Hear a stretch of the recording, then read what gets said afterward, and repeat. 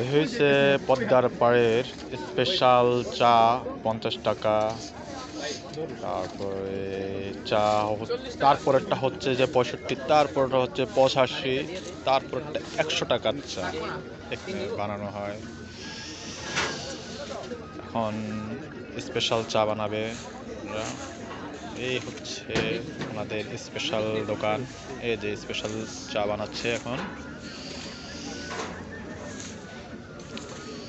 এটার সাথে কি কি যেন মিক্স করেন ভাইয়া?